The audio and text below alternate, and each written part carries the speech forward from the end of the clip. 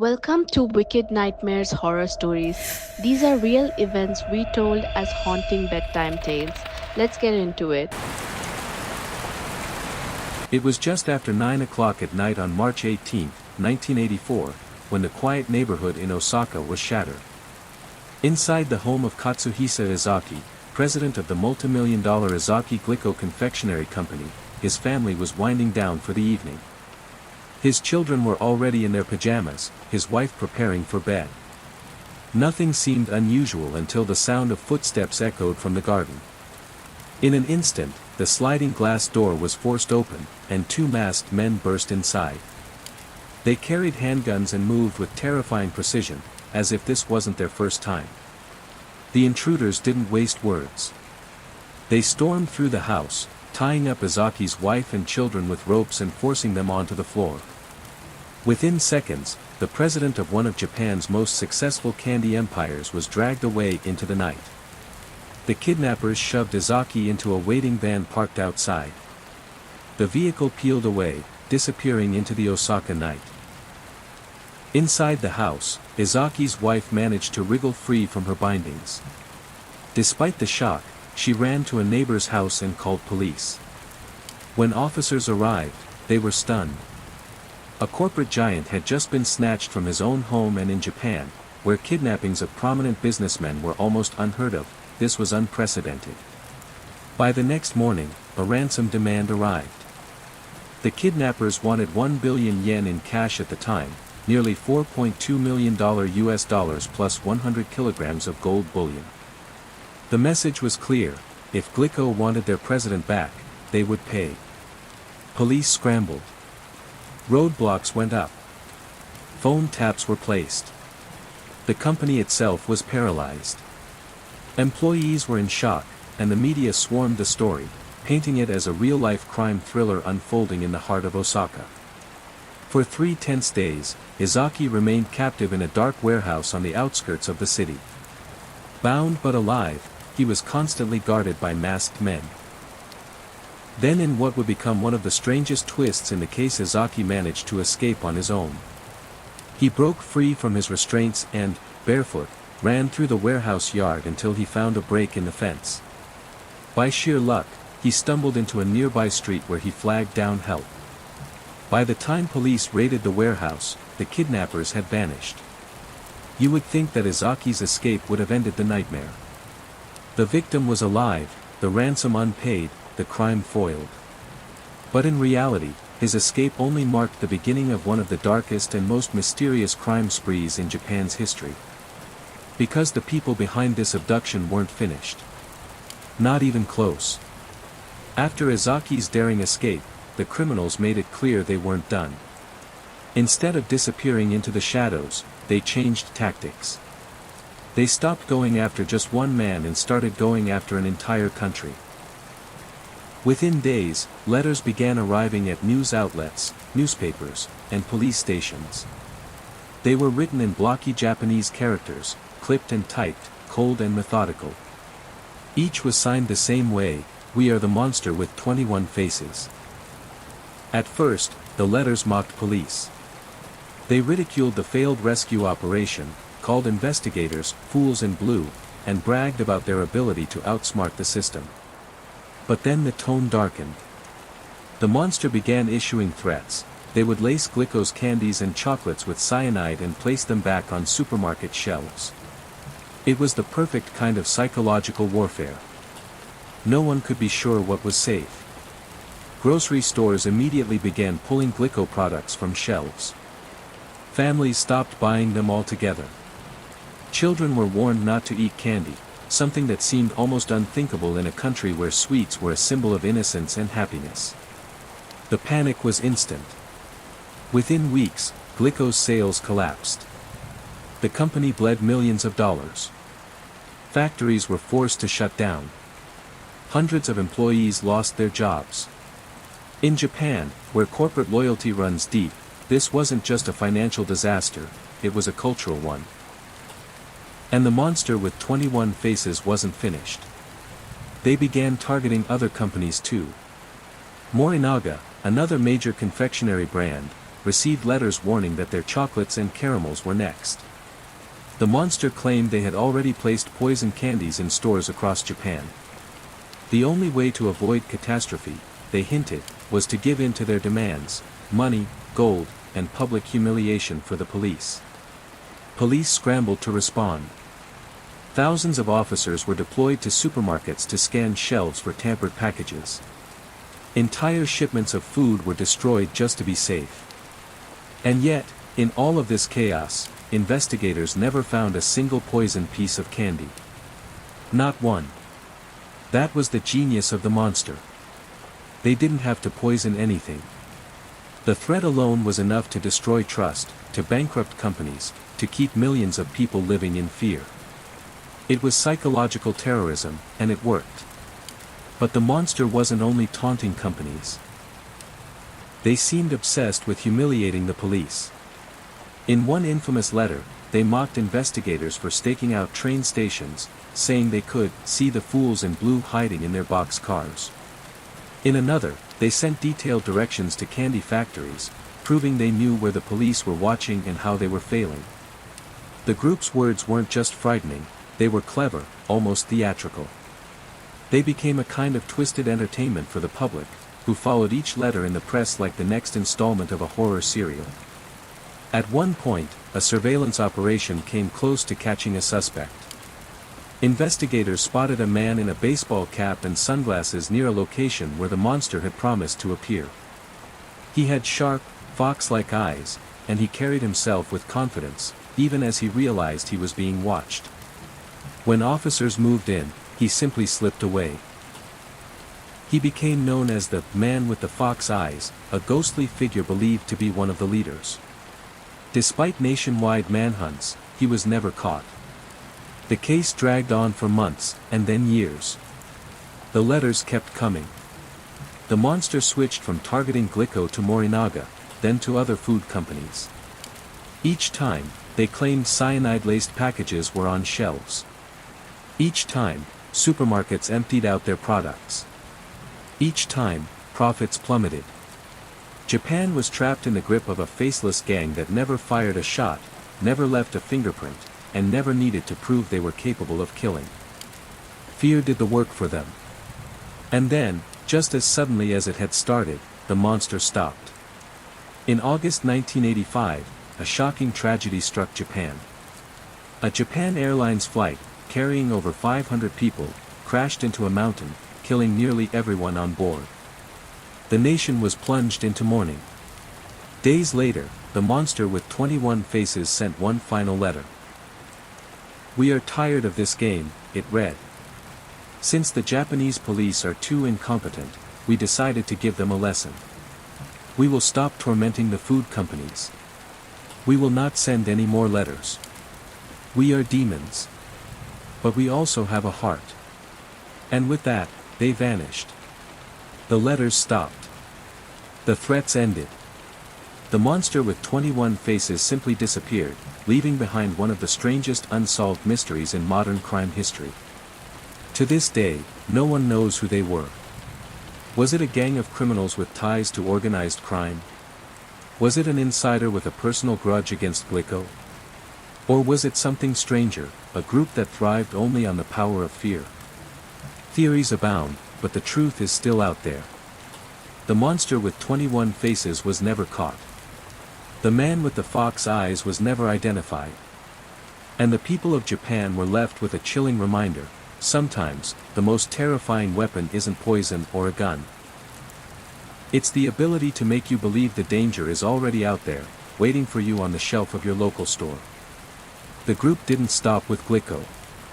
Once they realized how much fear they could generate, they expanded their campaign. Morinaga, House Foods, and Meiji, some of the biggest names in Japan's food industry, all received threatening letters from the monster with 21 faces. Each message was taunting, mocking the police for their incompetence, and each one contained the same terrifying claim: their products had been laced with cyanide. Supermarkets had no choice. Shelves were stripped of candies, snacks, and chocolates. Workers hauled boxes of sweets out of stores and destroyed them. Consumers were terrified. Parents refused to let their children buy candy. The very idea of enjoying a chocolate bar or a box of caramels suddenly carried the shadow of death.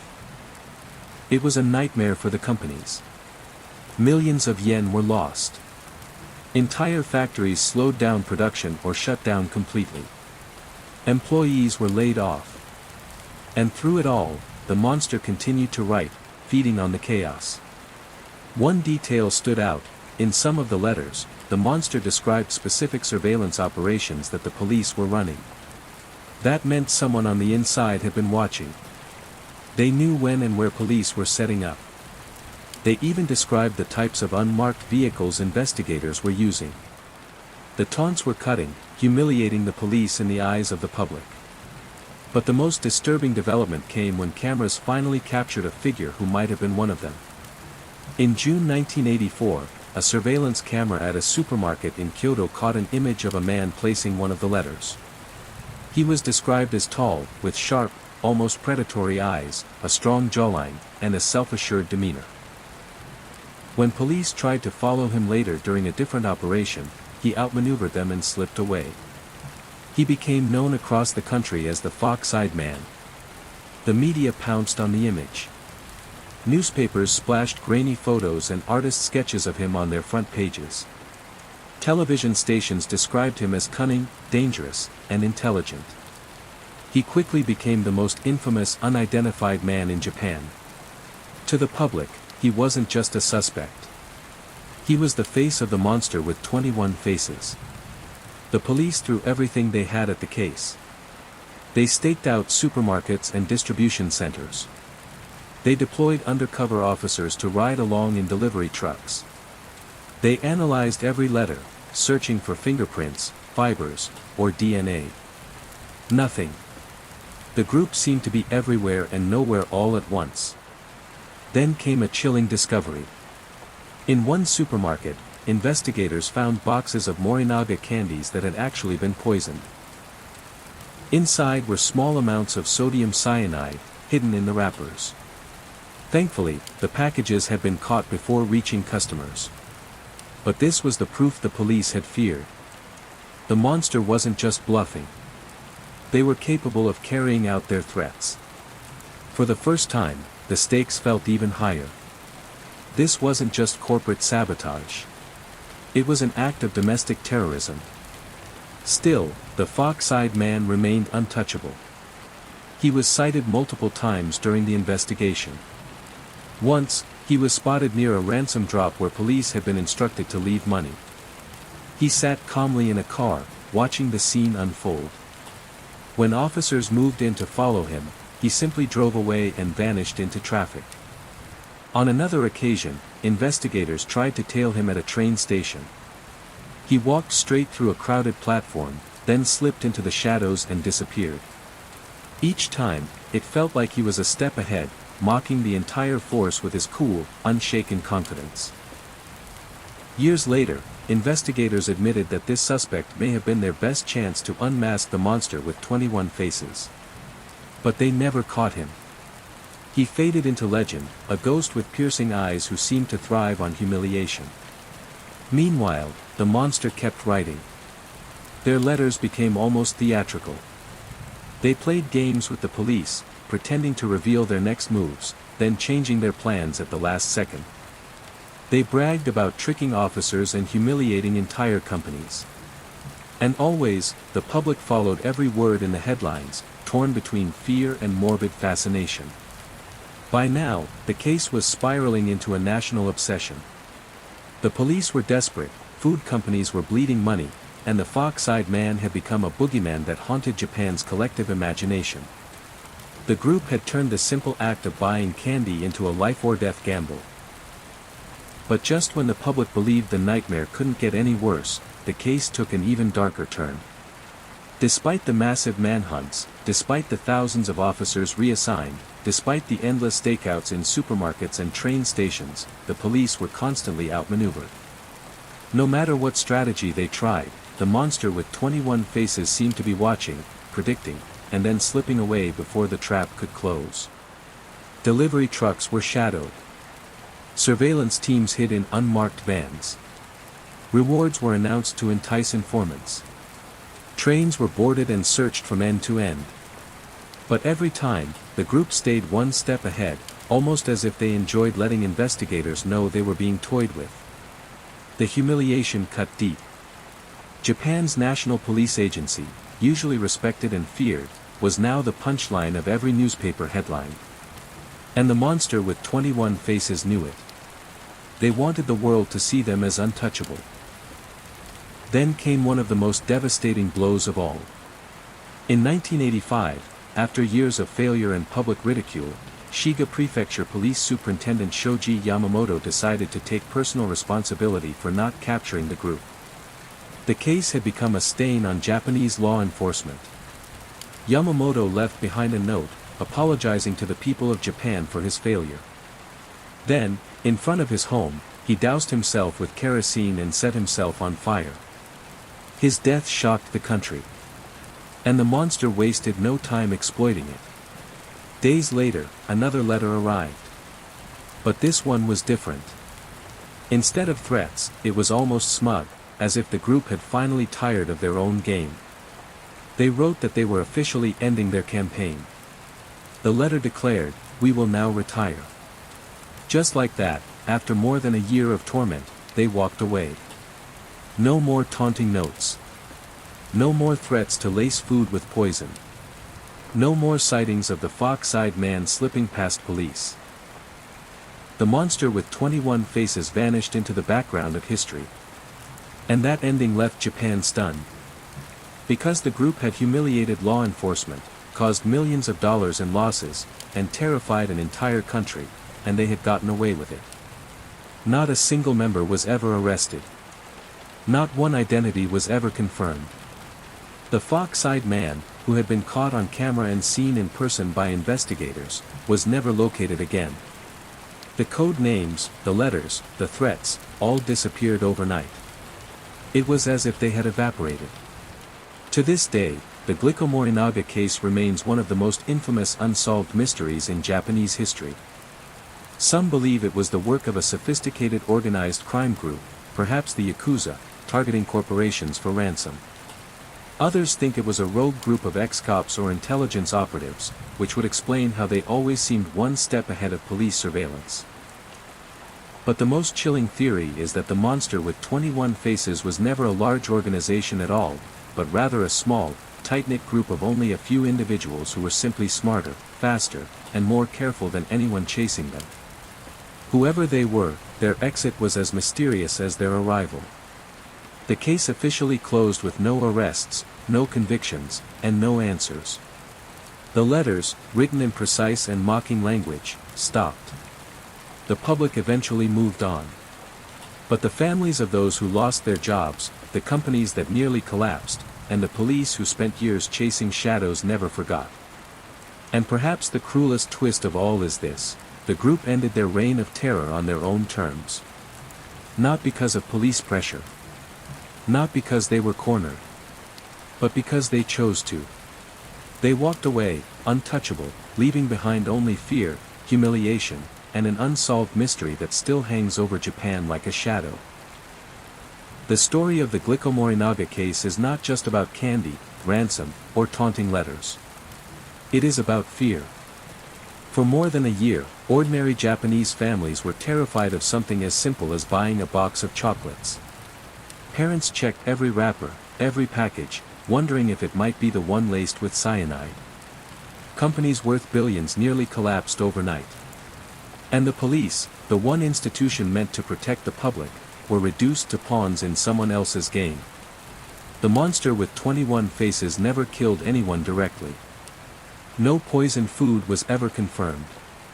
But their psychological terror changed the country. They exposed how fragile trust really is. They proved that with enough planning and ruthlessness, you could cripple entire corporations and humiliate an entire police force without ever pulling a trigger. And then, as suddenly as they had appeared, they were gone. They signed their last letter, declared they were finished, and slipped back into the shadows. Decades later, people still whisper about the fox-eyed man caught on camera, the ringleader whose face stared back at the world before he disappeared forever. Was he a gangster? An insider? Or just someone clever enough to play a game the rest of Japan could never win? The case remains unsolved. The letters remain locked away in evidence rooms. And the name, Monster with 21 Faces, still sends a chill through those who remember it. Because in the end, the most frightening part of the story isn't what they did. It's what they got away with. In late January of 1959, a group of young adventurers gathered at a train station in Sverdlovsk, deep in the Soviet Union. At the center of the group was a 23-year-old engineering student named Igor Dyatlov. He was tall, broad-shouldered, and known among his peers as a natural leader. To his friends, he wasn't just organized, he was meticulous. Igor carried notebooks filled with diagrams, maps, and lists of supplies. If anyone could plan a dangerous expedition into the brutal Russian wilderness, it was him. The people joining Igor weren't amateurs either. Most were students or recent graduates of the Ural Polytechnic Institute, and all of them were experienced hikers and skiers. There was Zina Kolmogorova, bright and spirited, who had already braved some of the harshest treks in the region. Rustam Slobodin, another strong athlete, known for pushing himself to his limits. Yuri Doroshenko, remembered for his fearlessness, once standing guard outside in only his underwear during freezing conditions as part of a dare. Ludmila Dubinina, tough and determined, had a reputation for never complaining, no matter how harsh the circumstances. There were others too, Nikolai Thibault-Brignoles, Alexander Kolevatov, and Semyon Zolotaryov, the oldest of the group, a mysterious man who joined the expedition at the last minute. Each one of them brought something different: stamina, knowledge, resilience, and camaraderie. Together, they formed a team that most people would trust in any environment. Their destination was a peak called Otorten, a desolate mountain deep in the northern Urals. The name itself came from the language of the Mansi, the indigenous people of the region, and roughly translated to, "Don't go there." But to Igor and his friends, that wasn't a warning, it was a challenge. If they completed the journey, the Soviet Hiking Federation would award them the highest certification, Grade 3. This wasn't just a trip for fun. It was an accomplishment, proof of skill and endurance, the kind of achievement that could define them. The journey ahead would not be easy. The Ural Mountains in January are unforgiving. Temperatures regularly plummet below -30 degrees Celsius. Winds whip across the snow, carving out white landscapes that stretch endlessly in all directions. Just surviving out there requires careful planning. But Igor had done his homework. Their supplies included skis, ice axes, warm clothing, a stove, and a large canvas tent they would all share. Each member would carry a heavy pack, but they were young, strong, and used to hardship. As they boarded the train north, spirits were high. They laughed, joked, and documented the trip in diaries and photographs, recording every step of their adventure. From Sverdlovsk, they traveled further and further away from civilization, by train, by truck, and eventually on foot, skiing through frozen forests and valleys. At one point, one of the hikers, Yuri Yudin, fell ill with joint pain and had to turn back. He was devastated to leave, but it meant that only 9 would continue onward. He could not have known it then, but his illness likely saved his life. For the remaining 9, the trek continued. Each night, they pitched their tent in the snow, huddled together for warmth, and prepared for the next day's grueling journey. The cold bit at their faces, the snow crunched beneath their skis, but their spirits remained strong. In photos, they smile at the camera, bundled in layers, clearly exhausted yet determined. None of them seemed afraid. To them, this was just another adventure. But soon, the mountains would prove they had other plans. And by the time rescuers finally came searching, what they would find was a scene so strange, so terrifying, it would leave investigators and scientists baffled for decades. When the group failed to return, at first, nobody panicked. Expeditions like this often ran late. Bad weather, tough terrain, delays were normal. But as days turned into a week, then nearly 2, worry spread. Families of the hikers began demanding answers. The Ural Polytechnic Institute, where most of them studied, pushed authorities to act. Eventually, the Soviet military got involved. Helicopters, soldiers, and volunteers all scoured the icy wilderness. On February 26, 1959, rescuers stumbled upon something strange on the slopes of a mountain locals called Kholat Syakhl, which in the Mansi language ominously means, Mountain of the Dead. There, half buried in snow, stood the missing hiker's tent. At first glance, it looked intact, its frame still standing against the howling winds. But when searchers got closer, their stomachs dropped. The tent wasn't opened neatly from the front. Instead, it had been slashed open from the inside, as if the people inside had clawed or cut their way out in a desperate hurry. Even stranger, everything was still there. Boots lined up neatly, heavy jackets stacked, food supplies untouched. Their skis and packs were exactly where they had left them. If they had left the tent, they hadn't prepared for it. Whatever drove them out into the freezing night, they hadn't taken what they needed to survive. Searchers looked around the campsite and quickly found something even more disturbing: footprints. In the snow, leading away from the tent, were trails made by several people. But these weren't the tracks of hikers bundled in gear. Many of them were barefoot. Some showed only socks. A few wore just one shoe. The line of prints stretched down the slope toward a nearby forest, and then disappeared into the trees. Rescuers followed. About a mile away, at the edge of the forest, they made their first heartbreaking discovery. Beneath a large cedar tree were the remains of a small fire, long extinguished. Beside it lay the bodies of 2 hikers, Yuri Doroshenko and Yuri Krivonischenko. Both were stripped down to their underwear. Their skin was bruised and burned in strange patterns, as though they had tried to climb the tree above them. In fact, the cedar was scarred, branches broken high up, suggesting that at least one of them had desperately scrambled upward, maybe to escape something, maybe to see something. Nobody knew. Not far from the cedar, searchers found more bodies. Igor Dyatlov himself was next, lying in the snow, facing back toward the direction of the tent, as though he had been trying to crawl home. Zina Kolmogorova was nearby, frozen mid-stride, her face twisted in agony. Rustam Slobodin's body was discovered further along, with a fractured skull. Yet no signs of a struggle, no external wounds that explained the force of the blow. By this point, rescuers had found 5 of the 9 missing hikers.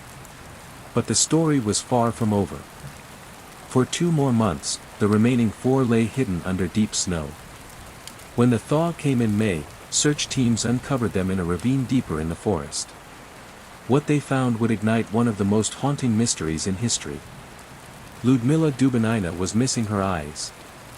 Alexander Kolevatov's head showed severe trauma. Nikolai Thibault-Brignol's had a crushed skull. And most shocking of all, Semyon Zolotaryov's chest was caved in with such force that investigators compared it to the damage from a high-speed car crash. But there were no external wounds, no cuts or bruises to match the violence inside their bodies. As if they had been struck by something massive, but invisible. Even stranger, Ludmila's tongue was missing. Not bitten off. Not torn. Removed. The cause? Still debated to this day. All 9 were dead. Some had died of hypothermia. Others of inexplicable injuries. But the question that echoed louder than anything else was simple. Why? Why had a group of experienced hikers, led by a careful and skilled leader, abandoned their only shelter in the middle of the night, without shoes, without coats, and with temperatures dropping below -30? Why had they run barefoot into certain death? Investigators had no answers. The official conclusion was vague, a compelling natural force. But that phrase only deepened the mystery. A snow avalanche? Some secret Soviet military experiment? An attack by indigenous tribes? A wild animal? Or something no one could explain? The tent, ripped from within. The half-naked bodies in the snow. The crushing injuries without wounds. The missing eyes and tongue. Each detail made less sense than the last. And from that day forward, the Dyatlov Pass incident became not just a tragedy, but one of the greatest unsolved mysteries of the 20th century. The search teams who first spotted the bodies at the Trilene thought they had finally found answers. But instead, they had just stepped into a nightmare. The two men beneath the cedar tree, Yuri Doroshenko and Yuri Krivonischenko, were almost unrecognizable at first glance. They were stripped down to their underwear, barefoot in the snow. Their skin was darkened, as though burned, and the branches of the cedar above them were broken nearly 20 feet up. It looked like they had tried to climb desperately into the tree, snapping limbs as they went. Why? To escape something? To see something? To get away from the freezing wind? Nobody knew. And the fire pit beside them, small, weak, just a handful of branches, looked like the last attempt at survival. But it hadn't worked. A short distance away, searchers uncovered another body. Igor Dyatlov himself, the group's leader. He was lying in the snow, facing back in the direction of the tent. His posture told a tragic story. He had been crawling, trying to get back. His jacket was open, frost coating his face. Whatever drove him out of that tent had left him unable to return. Then they found Zina Kolmogorova. She too was pointed toward the tent, her arms stiff, her hair frozen with snow. Her face carried an expression of agony, as though her final moments had been spent in unbearable pain. Rustam Slobodin was next. He was better dressed than some of the others, with a single boot still on his foot. But his injuries made no sense.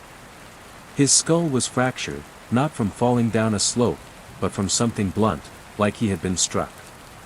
Yet there were no external wounds, no cuts, no bruising that lined up with that kind of trauma. It was as if the damage had happened from inside. By this point, 5 of the 9 had been found. It was horrifying, but investigators hoped the last 4 would explain the mystery. Instead, those final discoveries would leave them more baffled than ever.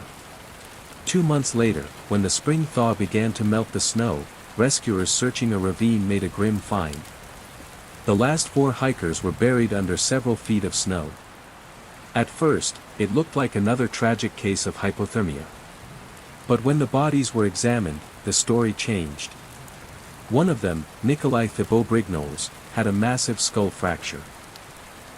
Investigators compared it to what someone might suffer in a high-speed car crash. Yet again, there were no external wounds.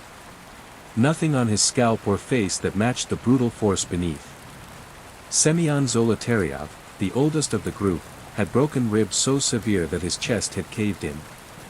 Doctors said the pressure needed to do that was like being hit by a truck. And yet his skin showed no cuts, no bruises, no marks from the outside. It looked impossible. Then came Ludmila Dubinina. Her injuries were the most disturbing. Her ribs were also shattered, but worse, she was missing both eyes. And her tongue. It hadn't been bitten off or torn out. It was just gone. The tissue where it should have been was clean, almost surgically absent. No one could explain it. Alexander Kolevatov was also nearby, his body less damaged, but his position, his hands frozen clutching at nothing, told the same story of confusion and panic. 9 hikers had set out for Otorten Mountain. 9 had perished. Some frozen. Some crushed. Some mutilated. None with an answer that made sense. And through it all, the details piled up like puzzle pieces from a box that didn't belong together. The tent ripped open from the inside. Belongings left behind. Footprints leading barefoot into the night. Bodies showing trauma that defied explanation. Missing eyes. A missing tongue. The official cause of death, written in Soviet records, was chilling in its vagueness.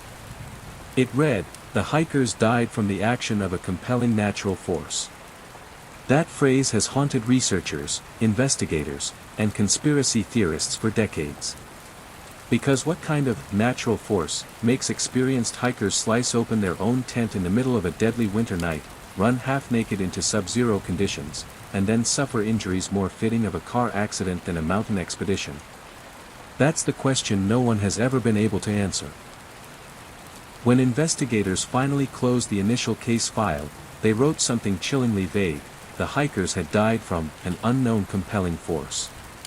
It was a phrase that sounded official, but really it was just an admission of failure. They had no idea what had happened. And because of that, theories began to swirl, theories that would take the Dyatlov Pass from a tragic accident into one of the most infamous mysteries the world has ever known. The first and most logical idea was an avalanche. Maybe the hikers had heard the rumbling of snow shifting above them and panicked. That would explain why they slashed open their tent and ran without their boots or coats. But when experts went back to the site, they couldn't find any evidence of an avalanche.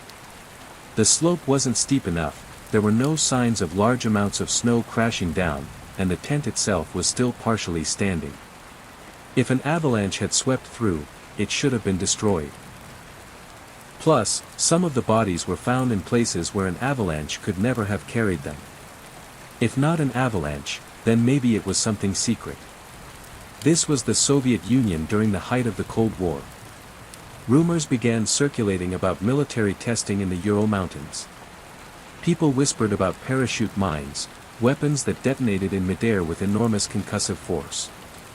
That could explain the strange injuries, skull fractures and shattered ribs without external wounds, almost like the blunt trauma caused by a pressure wave.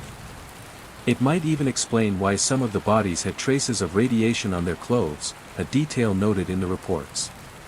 But if the Soviet military had been involved, then why was the area never cordoned off? Why were searchers allowed to comb the pass? And why risk 9 innocent lives in a public disaster? Others pointed to something even stranger. Some investigators noted that the night of the incident, locals had reported glowing orange orbs floating in the sky above the mountains. UFO enthusiasts jumped on this immediately, suggesting the hikers had been caught up in some kind of extraterrestrial encounter. The missing eyes and tongue, the sudden panic, the bizarre injuries, all of it, they argued, pointed to something otherworldly. But skeptics pushed back. The orbs could have been rockets or flares from military exercises. And UFOs, no matter how sensational, didn't provide concrete evidence. Then there was the theory that gained traction among locals, the Yeti. Some believed the group had been attacked by something massive and powerful, which explained the brutal injuries and the desperate climb into the cedar tree. One photo recovered from a hiker's camera even showed a dark, humanoid figure standing in the snow at a distance. But the Yeti photo could just as easily have been one of the hikers themselves, and no animal tracks were ever found in the snow near the site. Radiation only deepened the confusion. Some of the victims' clothing tested positive for unusual levels of it, though not all. Had they come into contact with radioactive material during their trek? Or had they somehow stumbled into a secret test site? Nobody could say for sure. And then, decades later, new scientific theories emerged. One of the most intriguing suggested that a rare natural phenomenon called infrasound might have been to blame. According to this theory, high winds moving over the mountain created a low-frequency sound, inaudible to human ears, that could trigger feelings of fear, panic, and even cause physical disorientation. If the hikers experienced this, it might explain why they suddenly fled their tent in a state of terror. But it still didn't account for the catastrophic injuries, the missing eyes, or the missing tongue. Every theory seemed to solve one piece of the puzzle, but each left others unanswered. If it was an avalanche, why were the injuries so bizarre? If it was military testing, why no cover-up beyond a vague report? If it was UFOs, why was there no physical evidence left behind? And if it was a Yeti, why no tracks, no signs of a struggle in the snow? The Dyatlov Pass incident became a kind of blank canvas. People could project their own fears, suspicions, and ideas onto it. And the more you looked, the stranger it became. Here were 9 experienced hikers, all of them young and skilled, all of them strong and capable. Yet in the dead of night, they had done the one thing no experienced outdoorsman would ever do: abandon their only source of warmth and shelter in sub-zero temperatures. Something had terrified them enough to make them rip open their tent from the inside and run headlong into the snow, half-dressed, some barefoot, all of them destined to die. That unknown compelling force was not just a line in a Soviet case file. It was a reminder that whatever happened on that mountain in 1959, it was powerful enough to break the courage of 9 hardened adventurers, and leave the world with a mystery. When the bodies of the Dyatlov hikers were finally returned to their families, grief turned to suspicion. Parents questioned how 9 young, healthy people could end up dead in such bizarre circumstances. They pressed investigators, but answers never came. The official case was closed quickly, with the vague explanation of an unknown compelling force, and files were sealed. It felt like the authorities wanted the story buried as much as the bodies. In the Soviet Union of 1959, secrecy was the rule, not the exception. Families weren't allowed to see the bodies for long. When they did, many described injuries far more shocking than what had been recorded in official reports. One mother swore that her son's hair had turned gray. Others noticed the strange, almost orange tint to their children's skin. The government insisted these details were exaggerations, but suspicions of a cover-up grew. For decades, Dyatlov Pass sat in silence. Whispers circulated in scientific communities, among mountaineers, even in classified government circles. But the general public knew little. Then, in the late 1980s, with the fall of the Soviet Union, information began to leak. Suddenly, people everywhere were learning about the hikers, the torn tent, the barefoot tracks in the snow, the catastrophic injuries. And almost overnight, the Dyatlov Pass incident went from forgotten tragedy to international obsession. Journalists pored over the details, digging into the once classified files. Independent researchers visited the site, interviewing locals, examining photographs, and retesting old evidence. Every decade seemed to bring a new theory. Avalanches, infrasound, radiation, military tests, UFOs, Yetis, secret weapons, the list kept growing. But each explanation raised just as many questions as it answered. Even the hikers' own diaries added fuel to the mystery. Pages found in the abandoned tent showed they had been joking, laughing, and in good spirits right up until the night of their deaths. Nothing suggested they were in danger or had noticed anything unusual. Then suddenly, chaos, terror, and death. In 2019, the Russian government reopened the case, hoping to finally settle the matter. Investigators leaned heavily on the avalanche theory, suggesting a rare and small snow slide had panicked the hikers into fleeing. But critics were quick to push back. How could a minor avalanche break ribs, fracture skulls, and tear out a tongue? Why were some bodies found with radiation? Why did the victims' injuries look more like car crash trauma than snow damage? The avalanche theory, while tidy, felt incomplete. For many, it seemed less like the truth and more like the government trying once again to put the story to rest. Today, more than 60 years later, the Dyatlov Pass incident remains one of the most haunting unsolved mysteries of the 20th century. Tourists hike the pass every year, retracing the group's final steps. Books, documentaries, and films keep the story alive. And every time new evidence is released, people around the world dive back in, hoping to finally answer the question, what really happened on that mountain? Maybe the hikers were victims of nature, an avalanche, a sudden storm, or a natural phenomenon so rare we barely understand it. Maybe they were caught in something man-made, a military experiment gone wrong, or worse, something deliberately covered up. Or maybe, just maybe, it was something stranger, something beyond explanation, the kind of mystery that leaves you staring into the dark and wondering if we'll ever truly know. What we do know is this: 9 young hikers, led by Igor Dyatlov, walked into the frozen Ural Mountains in January 1959. They never came back. And the truth of what they encountered out there remains locked in the snow, hidden by time, a riddle the world may never solve.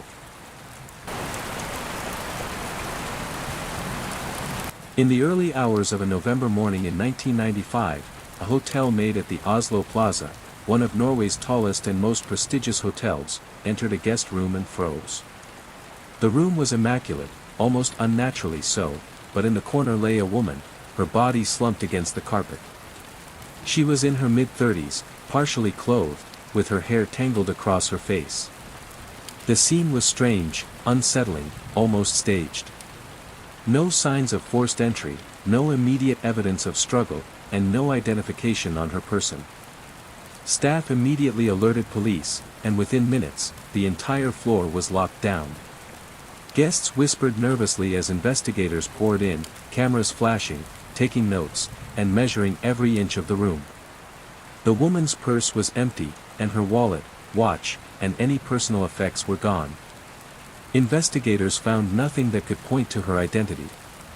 Even her shoes, neatly placed near the bed, offered no clue. Security footage provided more questions than answers. The cameras recorded her entering the elevator alone, but there was no footage showing her leaving. Some cameras on the floor had inexplicably failed during the night. The elevator, hallway, and stairwell footage captured only empty corridors, as if she had vanished into thin air. Every frame investigators studied seemed to deepen the mystery. Forensic teams combed the room. There were no fingerprints aside from hotel staff, no blood spatter beyond what was on her body, and no weapon. Blunt force trauma was evident on her skull and torso, yet no object in the room matched the injuries. It was as if death had arrived silently, leaving only the lifeless figure behind. Interviews with staff revealed eerie coincidences. The woman had checked in alone the night before, requesting a corner suite with a city view. She had been polite, quiet, unassuming, almost ordinary. Housekeeping remembered her leaving her door ajar briefly, perhaps to get air, or maybe because she had been expecting someone.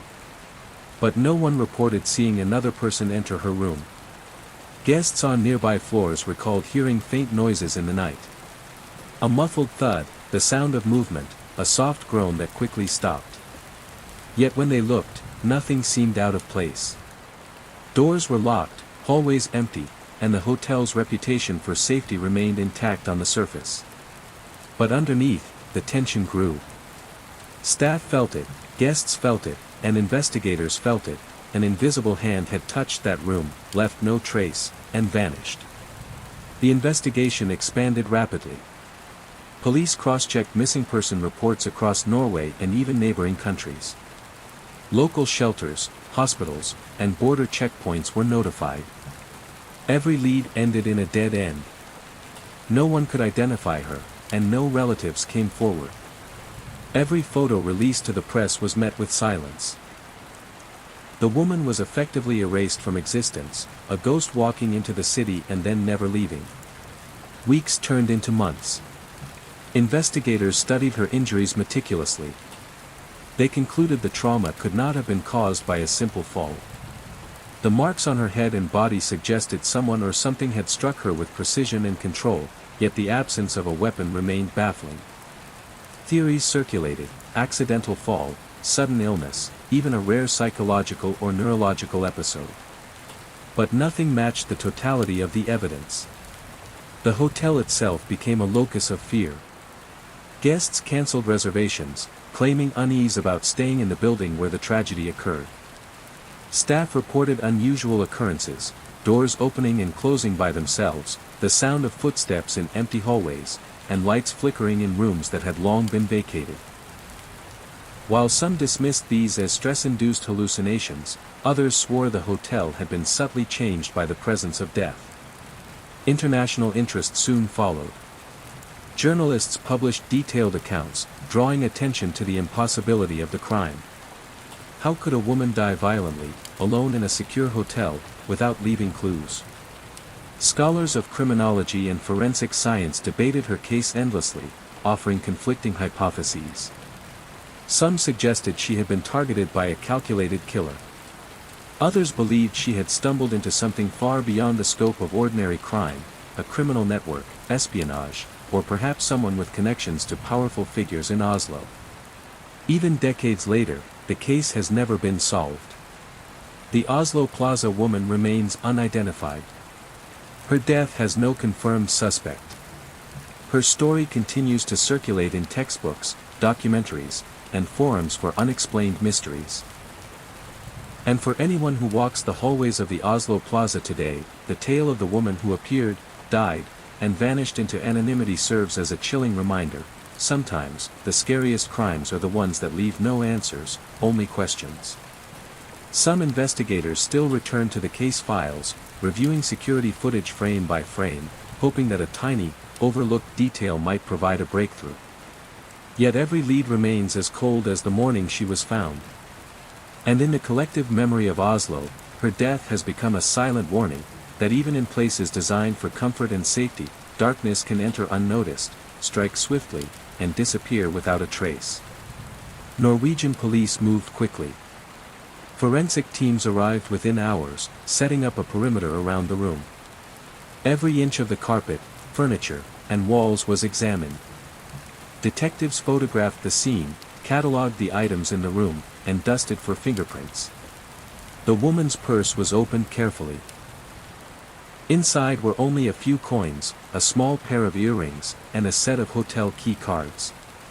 Nothing suggested she had been carrying identification or money for travel.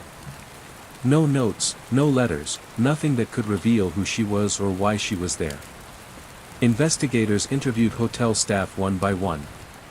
The maid who discovered the body recounted the moment she opened the door, describing the silence in the room and the eerie stillness of the woman's position. Other staff remembered seeing her check in the night before, polite and calm, requesting a quiet room with a city view. No one recalled any visitors to her room. Housekeeping confirmed she had not left any personal laundry or belongings in common areas. Every account painted the same picture: she arrived alone, stayed alone, and vanished alone. CCTV footage from the hotel elevators and corridors was reviewed frame by frame. It confirmed the woman entered the hotel lobby alone, moving toward the elevators, carrying a small handbag. But as the footage continued, the cameras captured nothing unusual afterward. No one followed her, no one entered her floor at the same time, and no one left after her.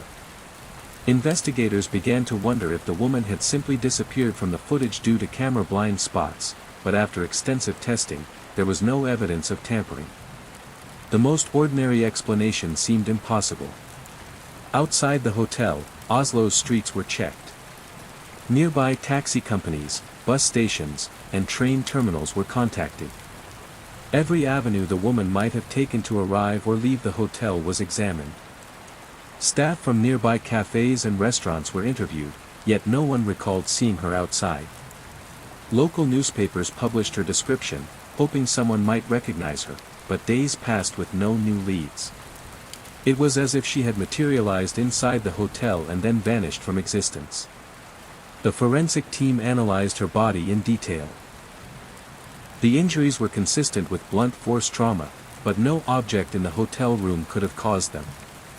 There was no blood spatter elsewhere, suggesting the fatal blow occurred in a controlled, careful manner. Toxicology reports revealed no drugs or alcohol in her system.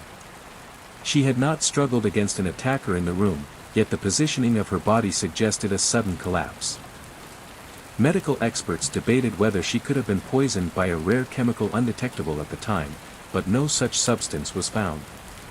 Every analysis led to more questions. Detectives turned their attention to psychological profiling. They considered the possibility of an organized criminal or a carefully planned abduction. The lack of theft or ransacking pointed to a motive beyond ordinary crime.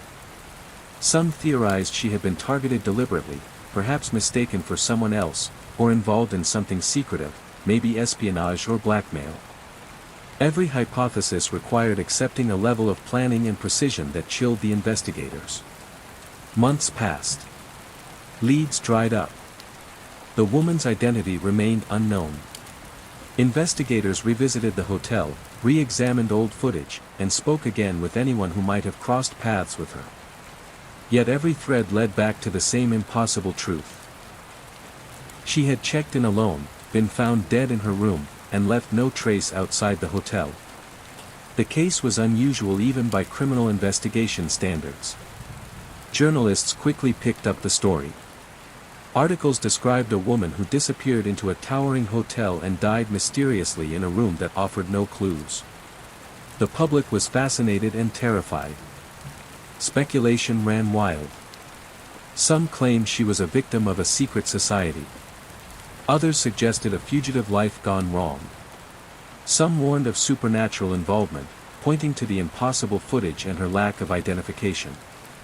Authorities dismissed the fantastical theories, yet even skeptics had to admit the case was chilling in its simplicity: a woman dead, alone, and invisible in a bustling city. Years later, the Oslo Plaza woman remained a cold case. Police occasionally reopened files, scanned old records, and questioned former staff. The room where she was found became infamous, whispered about among hotel employees. Every time a new lead emerged, it fizzled into nothing. Nothing explained how she could enter a secure hotel, check in, remain unseen, and die without leaving a single clue. The case endures because of its eerie, unsettling quality. A perfectly dressed, unidentified woman in a luxury hotel, sudden death, no identification, no witnesses, and no exit. It is a mystery without a resolution, a puzzle that continues to haunt investigators, journalists, and those who hear her story. Even decades later, her presence lingers in the hotel corridors, a silent reminder that some deaths leave questions bigger than the answers we can ever find. The woman's identity remained a mystery for weeks. Police reached out to every missing persons database in Norway and neighboring countries, yet no one could match her description. Her features were distinct enough that someone should have recognized her, yet the silence was absolute. Investigators began to wonder if she had come from far outside Oslo, maybe even from abroad. Yet there was no passport, no luggage, no trace that she had traveled through airports or train stations recently. She had arrived at the hotel alone, and she would never leave. Autopsy reports revealed that she had died from blunt force trauma. The force had been precise and lethal, as if delivered by someone who knew exactly how to kill without leaving obvious signs of a struggle. There were no defensive wounds, no bruises from a fight. The woman had not resisted physically, at least not in the conventional sense. She had been taken by surprise or incapacitated in some way, and her death had been clean, controlled, and calculated. For investigators, it was unsettling. The act itself was almost clinical, almost methodical. Detectives considered every possible motive. Could it have been robbery? Her belongings were minimal, and nothing had been stolen. Could it have been a personal vendetta? She had no known enemies in the city, no one who came forward claiming knowledge of her or her movements. Could it have been an accident, a slip or fall that resulted in a fatal injury? The forensic evidence contradicted this theory. The trauma was too precise, too intentional. Every angle suggested someone else had orchestrated her death with purpose. Attention quickly turned to the hotel's security system. Oslo Plaza was one of the tallest and most advanced hotels in Scandinavia. Every corridor, elevator, and entry point had cameras. Yet when police reviewed the footage, strange anomalies appeared. Certain frames were missing entirely, as if cameras had shut off for brief periods. Other times, the woman was seen walking down a corridor, and just moments later, she was nowhere to be found on adjacent cameras. The footage had gaps, odd blind spots that no one could explain. Investigators ran diagnostics on the system and found no technical malfunction. The holes in the surveillance footage suggested either careful manipulation or something even stranger. Interviewing hotel staff became a slow, meticulous process. Employees described her as polite, quiet, and professional. No one recalled seeing her in the company of anyone else. She had requested a quiet room overlooking the city, spent time alone in the lobby, and walked calmly into the elevator before disappearing from sight. The staff could not recall anyone matching her description leaving the hotel in the days following her arrival. Guests were questioned, but none remembered interacting with her. She existed for a short window of time, enough to enter the hotel, check in, and be found dead. Investigators widened their search outside the hotel. Taxi logs, bus schedules, and train arrivals were combed for any hint of her origin. Every lead hit a wall. There were no hotel guests who remembered seeing her before check-in. No records of foreign travelers matching her description. Even neighboring businesses were questioned, but nobody could place her anywhere in the city prior to the discovery of her body. It was as if she had appeared out of thin air, a ghost moving among the living for just a brief moment before vanishing. Speculation in the media quickly escalated. Journalists and experts debated whether she could have been involved in espionage or secret government work. Others suggested she was a target of an organized crime syndicate, her presence at the hotel coincidental but fatal. Public fascination grew because of the eerie combination of luxury, isolation, and precision. How could such a sophisticated security system fail, and how could such a precise murder occur without witnesses? It was a question that haunted even experienced detectives. Weeks turned into months, yet no new evidence emerged. The woman's identity remained unknown, the gaps in surveillance footage remained unexplained, and the motive remained a mystery. Investigators revisited every lead, double-checked every report, and retraced the woman's final steps within the hotel. Each time, the answers eluded them. Every clue seemed to deepen the enigma. Some forensic experts hypothesized that the murder required insider knowledge of the hotel's security layout. Someone who understood camera blind spots and could move undetected in a building where every entrance was monitored. Others proposed she had been incapacitated by an unknown substance, rendering her unable to resist or call for help. Yet toxicology reports had shown nothing unusual. There were no traces of poison or sedatives. Theories multiplied but none fit the facts neatly. Decades later, the Oslo Plaza woman remains a chilling, unsolved case. Her identity is still unknown, the circumstances of her death still unexplained, and the gaps in the surveillance footage continue to puzzle investigators. Every time someone revisits the story, the same question arises. How could a woman enter a hotel alone, die under such mysterious circumstances, and vanish without leaving a trace? The case is a haunting reminder that even in the most modern, controlled environments, some mysteries remain beyond explanation, a puzzle that continues to grip the imagination of Norway and the world. News of the death spread like wildfire through Oslo. Residents were stunned that a hotel, so modern, so seemingly secure, could harbor such a dark event.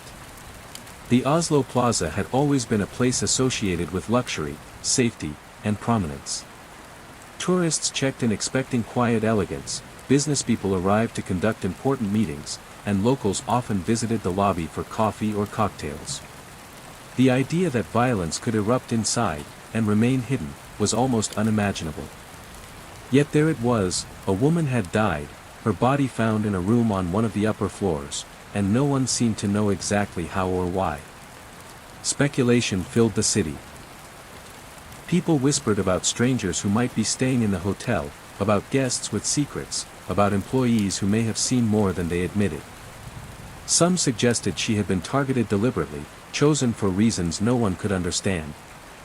Others thought it might have been an accident, a slip or fall that ended tragically, though the precision of her injuries contradicted the theory. The unknown identity of the victim only made the story more compelling. Everyone wanted answers, yet none came. Journalists quickly descended on the scene. Cameras, microphones, and notepads were everywhere. Reporters tried to interview hotel staff, but most were too shaken or too loyal to give full accounts. Still, fragments of information leaked. A maid had seen her walking calmly into the elevator earlier in the evening. A concierge remembered the woman paying in cash and requesting a room on a high floor, overlooking the city. No one reported seeing her with anyone else. She seemed isolated, alone, and deliberately so. Social workers and local authorities also began to take interest. They questioned whether the woman had been living under stress, whether she might have been involved in dangerous circles, or if her death had any connection to Oslo's larger social issues at the time. Her belongings offered no clues. The purse contained only cash and a few personal items. There was nothing to indicate she had traveled far, nothing to suggest she had enemies, and no identification anywhere in the room. She seemed to have arrived and disappeared into the hotel, as if she had existed only for a brief moment in the lives of everyone around her. Locals became fixated on the story. Hotel guests speculated about hidden corridors, secret passages, or the possibility that someone had evaded the cameras intentionally. People walked the streets around Oslo Plaza, trying to imagine the events of that night. Cafes and bars buzzed with theories. Some believed she had been a spy or undercover agent, a shadow operative who had met a fatal end. Others whispered about organized crime, suggesting she had stumbled into something she should never have seen. The line between reality and imagination blurred, feeding the suspense. Even amateur sleuths and independent investigators became involved. They combed public records, tracked hotel activity logs, and revisited every detail released by the police. Some focused on the unusual gaps in the surveillance footage, theorizing that someone had found a way to manipulate the cameras or exploit blind spots. Others examined the layout of the hotel, the placement of elevators and stairwells, and the timing of staff shifts. Every small detail became a possible clue, yet no piece fit perfectly with the others. The media coverage amplified the mystery. Newspapers ran headlines describing her as the woman in the plaza, the hotel ghost, the unknown victim. Each story added tension, feeding Oslo's collective fascination and fear. Residents reported seeing unidentified people around the hotel at odd hours, though none were connected to the case. Sightings of unusual vehicles and unmarked taxis were scrutinized. The city, normally calm and orderly, felt a sense of unease, as though the hotel and the woman's death had cast a shadow over the entire area. Over the following weeks, authorities tried to piece together the sequence of events. They interviewed every employee on every shift, retraced the woman's steps, and examined the surveillance footage frame by frame. Yet every lead ended in uncertainty. Some cameras had footage missing. Some records were incomplete. Every hypothesis seemed plausible but incomplete. It became clear to investigators that solving the case would require more than conventional methods. The story became a puzzle that gripped not just the authorities, but the entire city. Residents, staff, journalists, and officials alike became obsessed with the unknown identity of the woman. Questions multiplied with every attempt at an answer. Who was she, really? Why had she been in Oslo Plaza at that precise moment? And how could such a brutal and precise death occur in a place where security was supposed to be tightest? As the weeks passed, the mystery hardened into legend. People spoke of her in hushed tones, imagining the unseen forces that had allowed her death to go unnoticed. The unknown woman became both a symbol of vulnerability and a haunting enigma, the kind of story that lodges in the back of your mind and refuses to leave. Even decades later, the Oslo Plaza woman's death remains one of Norway's most haunting unsolved mysteries. Her identity is still unknown. The circumstances of her death are still unexplained. Every time someone revisits the case, new theories emerge, yet the truth remains elusive. The city remembers her not by name, but by the shadow she left over one of its tallest buildings, a chilling reminder that some mysteries do not fade, and some deaths continue to haunt the living long after the last window of the hotel has been closed. Despite years of investigation, the Oslo Plaza woman remains unidentified to this day. The case exposed flaws in even the most secure systems and left law enforcement with more questions than answers. Who was she? How did she die in a place with such high surveillance? And why had no one reported her missing? The Oslo Plaza woman's story is a haunting reminder that sometimes, even in the heart of a city, the dead can vanish into anonymity, leaving a puzzle that refuses to be solved. That was another real bedtime story from Wicked Nightmares Horror Stories. Make sure you subscribe so you don't miss what comes next.